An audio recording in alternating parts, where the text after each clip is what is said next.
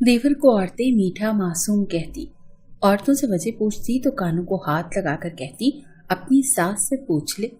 मैं शर्म के मारे सास से न पूछती, लेकिन एक रात देवर की तबीयत बिगड़ गई। जल्दी से चादर ओढ़ी और बाबा के पास लेकर चल पड़ी। मेरे होश उड़ गए। पीर बाबा बोला, आज तेरी सास। जब इंसान खुद फर्ज हो जाए तो वो अच्छे और बुरे की तमीज भूल जाता है। उसे सिर्फ अपना आप नजर आता है, अपने अलावा बाकी दुनिया को देख ही नहीं पाता। और गुनाह करने के बाद जब आंख खुलती है तकब्बुर और गुरूर टूट जाता है। तब उसे एहसास होता है कि वो क्या कराया है। कुछ हादसे इंसान को किसी को मुंह दिखाने के काबिल भी नहीं रहने देते, और अक्सर तो उन हादसात का शिकार होकर जिंदगी की दौड़ ही हार जाते हैं। दूसरों के ऐब हम बहुत आसानी से देख सकते हैं, मगर जब खुद से खताएं हो जाएं तो हम उन गलतियों को छुपाते हैं ताकि कोई हम पर उंगली ना उठा सके। इंसान जितनी अपनी इज्जत की फिक्र करता है, इतनी ही किसी और की इज्जत की फिक्र करे तो इंसान फरिश्ते से भी ऊपर हो जाए। मेरा नाम साजदा है। मेरे अब्बा दर्जी थे और औरतों के कपड़े सिलाई करते थे, और अम्मा घरेलू खातून थी। मैं अक्सर अब्बा के साथ उनकी दुकान पर जाया करती थी ताकि अब्बा के साथ हाथ बटा सकूं। अब्बा ने अपने साथ साथ मुझे भी सिलाई सिखा दी थी ताकि मुस्तकबिल में अगर मुझे कभी ज़रूरत महसूस हो तो मेरे पास कोई हुनर होना लाजमी था। अब्बा की एक बहुत पुरानी गाहक थी जो अपने बेटे के लिए रेशमी चमचमाते सूट तैयार करवाती। मुझे अक्सर हैरत होती क्योंकि वो औरत अब्बा से राजो न्याज करती और फिर आंखों से आंसू साफ करते कपड़े लिए घर चली जाती। पहले पहल तो मुझे कोई दिलचस्पी ना थी क्योंकि मैं इतनी बड़ी ना थी, मगर जब मैं जवान हुई तो हर बात की समझ बूझ आने लगी। मगर जब उस औरत को मामूल के मुताबिक आते हुए देखती तो हैरानगी होती। वो इतने कपड़ों का क्या करती है? मैं अक्सर अब्बा से कहती कि ये कौन औरत है और कौन माँ अपने बेटे के लिए लड़कियों वाले कपड़े सिलवाती है। पहले तो अब्बा एकदम चौंक गए, मगर फिर अब्बा कहने लगे कि इस औरत की कोई बेटी नहीं है और इसे बेटियों का बहुत शौक है। तभी वो औरत अपने छोटे बेटे को लड़कियों वाले कपड़े पहनाकर अपना शौक पूरा करती है। शौहर को मेरे 3 साल हो गए हैं। अब्बा की बात मुझे मुतमईन नहीं कर सकी थी। मुझे काफ़ी तजस्सुस होता क्योंकि वो औरत हर महीने अपने उस बेटे के कपड़े सिलवाने आती थी। एक रोज़ अब्बा दुकान पर मौजूद ना थे और वो औरत फिर से अब्बा की दुकान पर आई और कहने लगी कि मुझे तुम्हारे अब्बा से मिलना है। उसके हाथ में चंद कपड़े पकड़े थे। मुझे काफ़ी अजीब लगा। वो औरत बड़े गौर से मुझे देखने लगी और फिर मेरी तालीम और मेरे कामकाज से मुतालिक मुझसे सवाल करने लगी कि मैं दिन भर क्या क्या करती हूँ, मेरी तालीम कितनी है, मेरी उम्र क्या है। मैं उसके सवालात के जवाब देती रही, मगर मैं नहीं जानती थी कि उसके दिमाग में क्या चल रहा है। मैं तो ये भी नहीं जानती थी कि मेरे सर पर कौन सा आसमान टूटने वाला है। अब आए तो मैं जल्दी से घर चली गई क्योंकि वहां खड़े होकर उस औरत के सामने मेरा दम घुटने लगा था। मुझे वो औरत हमेशा से ही बहुत अजीब लगी थी। मुझे उस औरत से खौफ महसूस होता था क्योंकि उसकी हरकत और उसकी बातें बहुत अजीब थी। वो मुझे जाते हुए भी बहुत गौर से देख रही थी। मैंने जाते ही एक नज़र पीछे मुड़कर देखा तो मुझे देखकर मुस्कुराने लगी, मगर उसकी मुस्कुराहट में न जाने ऐसा क्या था कि मेरी रूह तक कांप गई। मैं घर गई और शाम के अब्बा का इंतजार करने लगी। जिस वक्त अब्बा घर आए तो वो गहरी सोच में थे और आते ही अम्मा को कमरे में ले गए। न जाने ऐसे कौन से राज़ो न्याज़ थे जो मेरे सामने नहीं हो सकते थे। मैं भी तजस्सुस के मारे अम्मा के पीछे पीछे चल पड़ी। दरवाज़ा बंद था मगर सारी आवाज़ बाहर तक आ रही थी। मैं भी दरवाजे के पास खड़ी अम्मा और अब्बा की बातें सुन रही थी, मगर अब्बा की बात सुनकर तो मेरे रोंगटे ही खड़े हो गए जब अब्बा ने कहा कि मेरी एक बहुत पुरानी गाहक है और अपने बेटे के लिए मेरे पास कपड़े सिलवाने के लिए आती है। वो अपने बड़े बेटे के लिए हमारी बेटी का रिश्ता मांग रही है। वो बहुत अमीर लोग हैं, बाप नहीं है, 2 भाई और एक बूढ़ी माँ ही है। मुझे तो लोग बहुत पसंद हैं। मैंने अक्सर उसके बड़े बेटे को भी देखा है। बेटी भी हमारी अब जवान हो चुकी है, कल को कहीं और भी तो रिश्ता करना ही है, तो फिर अल्लाह का नाम लेकर यहीं कर देते हैं। रिश्ता खुद घर चलकर आया है तो अल्लाह की रजा शामिल ही होगी। मुझे तो यकीन नहीं आ रहा था कि जिस औरत से मैं बचती आ रही थी उसके आते ही मैं जगह जगह मुंह छुपाती फिरती हूँ। अब्बा उसी के बेटे के साथ मेरी शादी कर रहे थे और वो भी इतनी अजीब थी, अपने बेटे के लिए औरतों के कपड़े सिलवाती थी। मुझे तो यकीनन मर्दों के कपड़े ही पहनाती। दोनों में खामोशी छाई तो मैं भी वहां से आ गई, मगर अब मेरे दिमाग में एक ही बात मुसलसल गर्दिश कर रही थी कि अम्मा कहीं अब्बा को हाँ न कह दें। वक्त का काम है गुजरना तो वो गुजर ही जाता है। मेरी अम्मा ने और मेरे अब्बा ने मुझसे इस बारे में कोई बात नहीं की और आपस के मशवरे से ही मेरा रिश्ता तय कर दिया। میں اماں کے آگے چیخی چلائی، مگر اماں نے میری ایک نہ سنی اور کہنے لگی کہ تو خوش نصیب ہے کہ تجھے اتنے امیر لوگ مل رہے ہیں، کم از کم ساری زندگی تجھے چیزوں اور پیسوں کے لیے ترسنا نہیں پڑے گا۔ مگر میں اماں کو بتانا چاہتی تھی کہ مجھے اس عورت سے خوف محسوس ہوتا ہے۔ میں نے اپنے شوہر کو پہلے نہیں دیکھا تھا۔ جیسے ہی میرا نکاح ہوا تو شوہر کا چہرہ دیکھ کر کچھ تسلی ہوئی، کیونکہ وہ بے حد خوبصورت تھا، مگر عادت کا کیسا تھا یہ میں نہیں جانتی تھی۔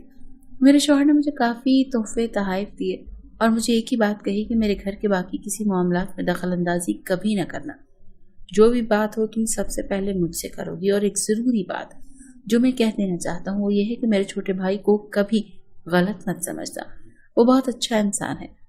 میں سمجھ سکتی تھی کہ دو بھائیوں میں بے انتہا محبت ہے، مگر میرے شوہر کی گئی چھوٹی چھوٹی باتوں میں بھی گہرے راز چھپے تھے۔ شادی کے اگلے روز محلے کی کچھ عورتیں مجھ سے ملنے کے لیے آئیں تو میں نے اپنے دیور کو بھی ان دن پہلی دفعہ دیکھا۔ وہ ہے تو بہت خوبصورت، مگر اس کے نقش کسی عورت کے نقش کے ساتھ مل رہے تھے۔ ابھی میں اس سے بات کرتی ہوں، اس کو اپنے پاس بلاتی، محلے کی عورتیں میرے دیور کو بار بار چھیڑ رہی تھی اور وہ چھوئی موئی کے پھول کی طرح چپتا جا رہا تھا۔ ایسے محسوس ہو رہا تھا جیسے اس کا دماغی توازن خراب ہے۔ اس روز وہ عورتیں گھر چلی گئیں، مگر میں اکثر محلے کی عورتوں اور بچوں کو دیکھتی۔ دیور کو عورتیں میٹھا معصوم کہتی، مجھے اس بات پر بڑا غصہ آتا۔ اکثر ساس دیور کو بڑی سی چادر میں لپیٹ کر سب سے چھپتے چھپاتے باہر لے کر جاتی اور 3-4 گھنٹے تک واپس لے آتی۔ یہ کام وہ ہر جمعرات کی جمعرات کرتی تھی۔ جب بھی ساس سے وجہ پوچھتی تو پھوٹ پھوٹ کر رونے لگتی اور کہتی کہ کاش اس رات تیرا سسر غلطی نہ کرتا تو میرا بیٹا آج سزا نہ بھگت رہا ہوتا، اس کا دماغی توازن کچھ ٹھیک ہو جائے، اسی لیے میں اس کو دم کروانے کے لیے لے کر جاتی ہوں۔ مجھے کافی حیرت ہوتی، میں دیور کو دیکھتی اور اپنی ساس سے پوچھتی کہ سسر تو بہت نیک شریف انسان تھے، سارا زمانہ ان کی شرافت کا درس دیتا ہے، پھر کیسے ان سے گناہ ہو گیا اور ان کے گناہ کی سزا دیور جی کیوں بھگت رہے ہیں؟ میری ساس تنزیہ ہنسی اور کہنے لگی کہ جس پر گزرتی ہے وہ بہتر جانتا ہے، چہرے سے تو ہر کوئی پاک صاف نظر آتا ہے، مگر دل کس کا کالا ہے یہ تو ساتھ رہنے والا ہی جانتا ہے۔ مجھے ساس کی باتیں اکثر گہری سوچوں میں مبتلا کر دیتی تھی۔ میں نے اپنے شوہر سے پوچھنے کا ارادہ کیا۔ شام کے وقت جب میرا شوہر گھر آیا تو میں کافی پریشان بیٹھی ہوئی تھی۔ اس نے آتے ہی مجھ سے سوال کیا کہ کیا ہوا ہے، گھر پر کوئی بات ہوئی تھی؟ میں نے اپنے شوہر سے کہا کہ دیور جی کا سب مذاق کیوں اڑاتے ہیں اور ان کی چال ڈھال بہت اچھی ہے، اماں آج بتا رہی تھی کہ آپ کے ابا کے گناہ کی سزا ہے۔ میرا ایسا کہنا پہ میرا شوہر ایک دم چونک گیا اور آنسوں سے آنکھیں بھر کر میری طرف دیکھنے لگا اور کہنے لگا کہ اس کو دماغی بیماری ہے، اسی لیے وہ ایسی حرکتیں کرتا ہے اور محلے کی عورتیں اس کا مذاق اڑاتی ہیں۔ مگر میرے شوہر کی آنکھیں کچھ اور ہی کہہ رہی تھی۔ وہ مجھ سے بات کرتے کرتے نظریں چرا رہا تھا، مگر میں نے بھی اسے زیادہ نہ کوریدا کیونکہ وہ کچھ پریشان لگ رہا تھا۔ ایک روز ساس گھر پر نہ تھی، انہیں شہر سے باہر اپنی بہن سے ملنے کے لیے جانا تھا، تبھی مجھے کہہ گئی کہ آج دیور کو پیر بابا کے پاس لے جانا۔ میں تو حیران تھی کہ میں اسے کیسے پیر بابا کے پاس لے کر جاؤں گی، مگر ساتھ نے زبردستی مجھ پر یہ ذمہ داری ڈال دی تو مجھے دیور کو پیر بابا کے پاس لے کر جانا پڑا۔ میں نے پیر صاحب کو بتایا کہ آج میری ساس نہیں آ پائی، اسی لیے میں آئی ہوں، آپ اس کو جلدی سے دم کر دیں تاکہ میں اس کے ساتھ گھر واپس جا سکوں۔ پہلے تو مجھے کافی خوف محسوس ہو رہا تھا کیونکہ میں کبھی اکیلی گھر سے نہیں نکلی تھی۔ پیر صاحب نے مجھے بڑے غور سے دیکھا اور کہنے لگے کہ اس کا باپ تمہارا کیا لگتا ہے؟ میں نے کہا وہ میرے سسر تھے، اللہ انہیں جنت میں جگہ عطا کرے۔ تو پیر صاحب مسکرانے لگے اور کہنے لگے گناہ گاروں کو جنت میں جگہ کہاں ملتی ہے؟ میں نے چونک کر پیر صاحب کی طرف سوالیہ نظروں سے دیکھا، مگر میرے پیروں تلے سے زمین نکل گئی جب پیر بابا نے کہا کہ تیرا دیور تیرے سسر کے گناہوں کی سزا ہے۔ اب تو یہ سن کر جیسے میری برداشت ہی ختم ہو گئی تھی۔ مجھے بے حد غصہ آنے لگا کیونکہ سب مرے ہوئے سسر کو بیجا الزامات لگا کر ان کو گنہگار کر رہے ہیں۔ اس پہ مسلسل بہتان لگایا جا رہا تھا اور برائی سے تو شروع سے میں لڑتی آئی تھی۔ برائی کے خلاف بولنا میری عادت تھی اور یہاں تو میرے اپنے رشتے سے ہی میں نے اپنے دیور کو پکڑا اور گھر واپس آ گئی۔ مگر سارے راستے میں یہی سوچتی رہی کہ آخر کیا راز ہے جو کھلنے کا نام نہیں لے رہا۔ میں گھر آئی تو میرے ساتھ گھر آ چکی تھی۔ کہنے لگی کہ سب ٹھیک رہا، مگر میں خاموشی سے اپنے کمرے میں چلی گئی۔ میری ساس نے میرا یہ رویہ بڑی حیرت سے دیکھا، کہنے لگی ایسا کیا ہوا ہے جی بالکل خاموش ہو؟ میں نے اپنی ساس سے صاف الفاظ میں کہہ دیا کہ جب تک مجھے حقیقت پتہ نہیں چلے گی میں آپ لوگوں کے ساتھ ایک دن بھی نہیں رہوں گی۔ میں ابھی اور اسی وقت اپنے مائکے جا رہی ہوں۔ میری ساس تو ایک دم بوکھلا گئی کیونکہ میرے شوہر گھر پر موجود نہیں تھے۔ میں اس سے پہلے گھر سے جاتی میری حیرت کی انتہا نہ رہی جب میری ساس میرے قدموں میں بیٹھ کر پھوٹ پھوٹ کر رونے لگی اور کہنے لگی، تمہارے شوہر کی طرف سے میرے ساتھ پسند کی شادی تھی، مگر میں اس رشتے سے خوش نہ تھی کیونکہ میں کسی اور سے محبت کرتی تھی۔ پھر میری زندگی میں ایک اندھیری رات آئی جس نے سب کچھ مجھ سے چھین لیا۔ میرے ہی ہونے والے شوہر نے ایک گناہ سرزد کر دیا اور پھر مجھ پر بہتان لگائے کہ میں بد کردار ہوں۔ میرے سب گھر والے مجھ سے نفرت کرنے لگے۔ میرے شوہر نے شادی سے انکار کر دیا، مگر میرے اماں ابا نے اس کی باتوں پر بھروسہ کر کے اس سے معافی مانگی اور التجا کی کہ جو مجھ سے شادی کر لے، مگر حقیقت میں جانتی تھی، لیکن میری باتوں پر کسی نے بھروسہ نہ کیا۔ شادی کے 10 سال بعد بھی جب ہمیں اولاد نہ ہوئی تو میں اپنی بڑی بہن کا ایک بیٹا گود لے گئی، مگر میرے شوہر کو دوسری عورتوں کی لت لگ گئی تھی۔ وہ ہمیشہ ایک ہی بات کہتے تھے کہ اگر تم میں سے اولاد نہ ہوئی تو میں کسی اور سے شادی کر لوں گا۔ میں مزاروں پر جاتی، دعائیں کرتی، مگر مجھے کوئی افاقہ نہ ہوا۔ ایک روز ایک خواجہ سرا میرے پاس آیا۔ اس وقت میں بہت پریشان تھی، مگر آتے ہی اس نے مجھ سے گھر کا ساز و سامان مانگنا شروع کر دیا۔ میں غصے میں آئی اور اس کو انکار کر دیا اور اس کو جھڑک کر دروازے سے جانے کا کہا تو وہ مجھے بد دعائیں دینے لگا اور کہنے لگا کہ ایک ظلم تیرے ساتھ پہلے ہوا، اب میں تجھے بد دعا دیتا ہوں کہ تجھے بھی ہم جیسی اولاد ہو، تاکہ تجھے اس بات کا علم ہو جائے کہ اگر کوئی تمہارے پاس سوالی بن کر آئے تو اس کو دھتکارا نہیں کرتے۔ مگر میں نے اس کی بات کا کوئی اثر نہ لیا کیونکہ مجھے بد دعاؤں پر یقین نہیں تھا، مگر میں نے اولاد پانے کے لیے بہت کچھ کیا کیونکہ مجھے بس اولاد چاہیے تھی، اور سال بعد ہی مجھے اولاد ہو گئی۔ مگر جس بات کا ڈر تھا وہی ہوا۔ اللہ نے مجھے نہ بیٹی دی نہ بیٹا، بلکہ مجھے خواجہ سرا دیا، لیکن میں اسے لڑکیوں کے کپڑے پہنانے لگی اور سب کو یہی کہا کہ یہ لڑکی ہے، مگر میرا شوہر ہر وقت روتا رہتا اور کہتا کہ یہ میرے گناہوں کی سزا ہے۔ میں نے جو تم پر ظلم کیا، جو تم پر بہتان لگایا، اللہ نے مجھے ہی سوالیہ نشان بنا دیا۔ لیکن اس کی چال ڈھال عام لڑکیوں کی طرح نہیں تھی، تبھی سب اس کا مذاق اڑاتے۔ سب عورتیں اس کو میٹھا معصوم کہتی ہیں، محلے والے اس کو چھیڑتے تھے۔